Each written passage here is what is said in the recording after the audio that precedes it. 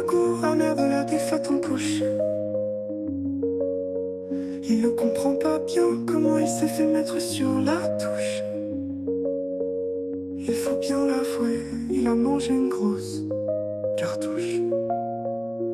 Tintin a soudain comme des impressions de fausses couches. Il essaie de prendre la fuite en minimisant la débandade, en confondant Charles Martel et Guillaume Tell, il parle de nouvelles croisades. Il est dans la panade, toutes ces salades ne lui apportent aucune parade.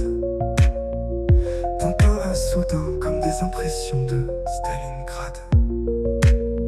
Il part comme un chien, un bâtard, la queue entre les pattes.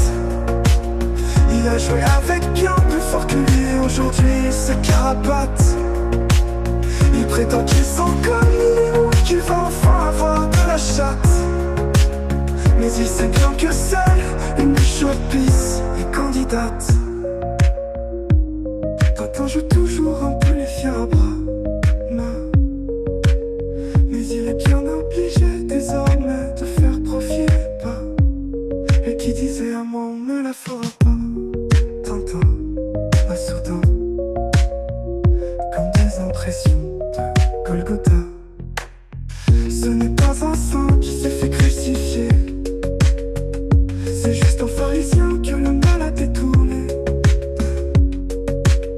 Tintin part sur la pointe des pieds en disant faites comme si de rien n'était. Tintin a soudain comme des impressions de s'être fait déboîter comme le dernier des hardons. Alors on va se faire striker, c'est obligé. Il part comme un chien, un bâtard, la queue entre les pattes. Il a joué avec bien plus fort que lui et aujourd'hui il se carapate. Il prétend qu'il sent comme lui ou qu'il va enfin avoir de la chatte. Mais il sait bien que seule une chaude pisse est candidate.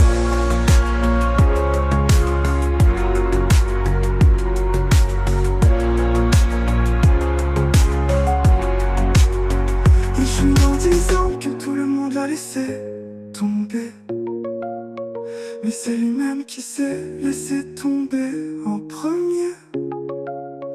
Dans la médiocrité et la vulgarité, comme un porc il s'est vautré. À la petite cuillère ensuite, il suffisait de l'étaler. Casse-toi et surtout ne te retourne